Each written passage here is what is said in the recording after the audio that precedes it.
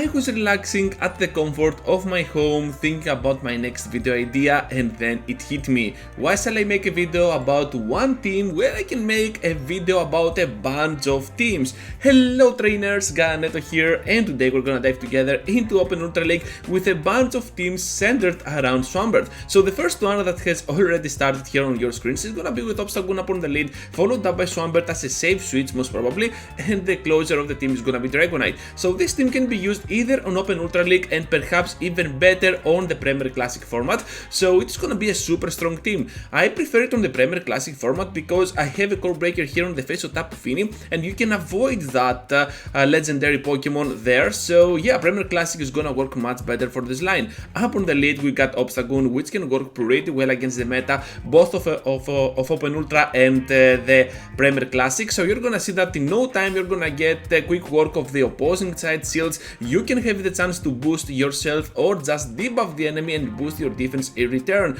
I really like the Obstruct and Night Slash combo, while you can always use the Cross Chop instead of Obstruct, but keep in mind that Night Slash is gonna be your main priority here. As a closer we got Dragonite, which can wall down all those elemental Pokemon like the grasses, the waters and the fires, and of course you have a lot of coverage against neutral threats like the fighters. You have a very strong safe switch here, and the star of this video, Swampert, I like it as its shadow form, and we're gonna talk about this Pokemon in a while, but for now just keep in mind that Swampert can be used as a safe switch for this line and has minimal amount of weaknesses when we're talking about Ultra League. As a core breaker we have already said, well, Tapu Fini can help a lot against this team with the open format of Ultra League, especially because it can wall down Obstagoon and of course has the fairy typing which resists those fighting and dragon moves that Dragonite can throw. But against Swampert it's kinda iffy that Earthquake, especially from Shadow Swampert, can still hurt that Pokemon,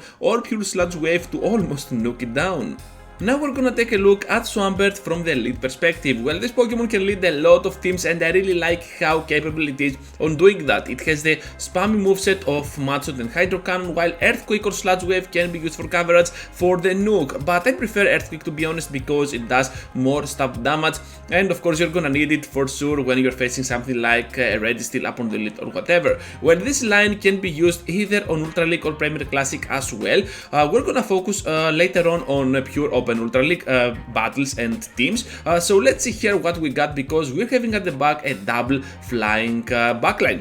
Having access to a Pokemon like Staraptor will be a very solid one, especially when you're facing that grass type of the opponent, especially that Trevenant, which you can simply farm down while tanking all those moves and destroy down the next Pokemon that might come up against you with either the Brave Birds or back-to-back close combats. That wall rain that might come up against the Staraptor, well, it still has to block those moves, and with all those nukes that you have on this team, I don't know if the opponent will be on a very good scenario in blocking all those moves that you're gonna throw. As a closer we got Charizard. This Pokemon is pretty amazing now with the recent update of Wing Attack. You can get there to your charge attacks, which are gonna do a lot of work against the meta, both Open and Premier Classic, pretty much fast.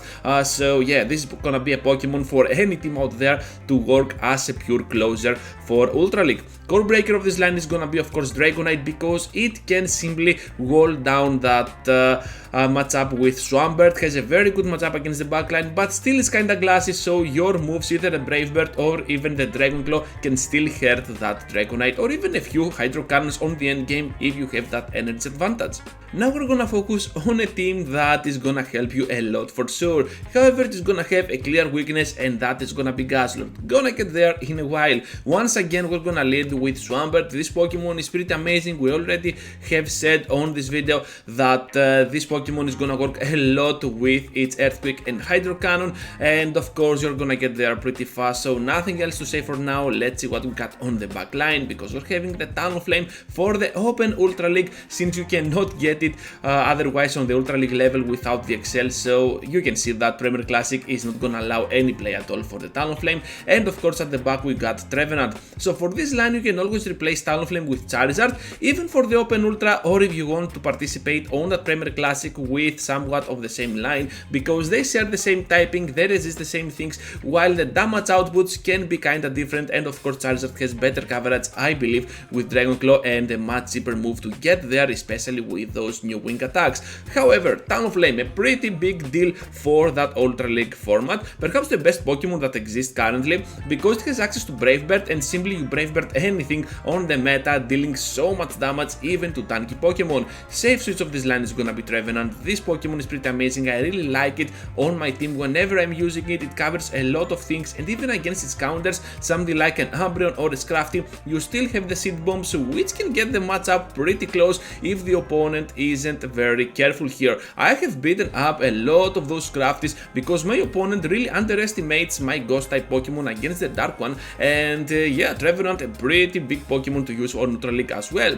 Core breaker of this line, we're finally there, is gonna be Guzzlord. Unfortunately, it is gonna hold every single Pokemon from this team, so you might want to replace in the end that Talonflame with Charizard and participate with this line on your Premier Classic. But other than Guzzlord, I don't think you're gonna have any other straight weakness here. You're just gonna go in there, go crazy against the enemy, and Guzzlord will be the least of your problems. We saw Swampert as a lead, we saw Swampert as a safe switch, but here it is gonna work mostly as a closer. We're gonna have Swampert here closing any match with its Earthquake and Hydro Cannon, pretty standard moveset, and you are not gonna regret it. If you have a sad one, just go for it. This crazy damage will just get even crazier, so that Swampert can defeat down pretty much anything on the meta, even its hard counters if it has some shields up.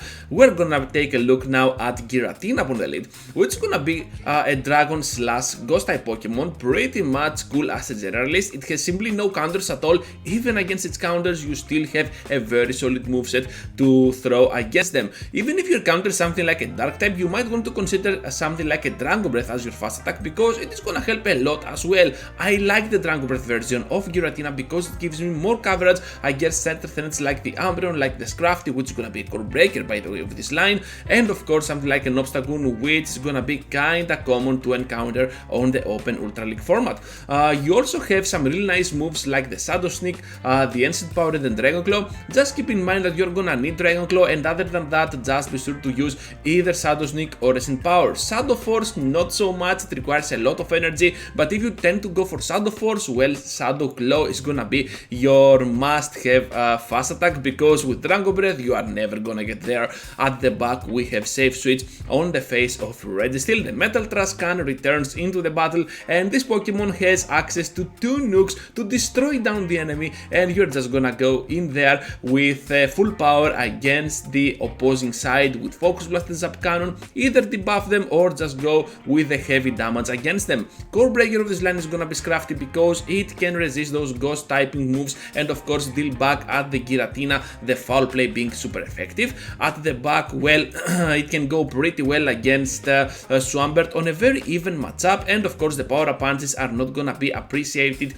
through time, especially with that counter vamp up attack stat from that Registeel. Other than that, you are gonna be just fine. So that's all, trainers. Thank you for watching, thank you for staying till the end. Just be sure to leave a huge like before you go, subscribe to the channel, and write down in the comment section, because that's why we have the comment section, to write down stuff, right? Just write down your ideas and what you liked about this video, because I'm eager to make more videos like this to showcase more teams for a single format, other than do a single video for a single team. That's all for now, and I hope to see you all into the next one. Take care, trainers.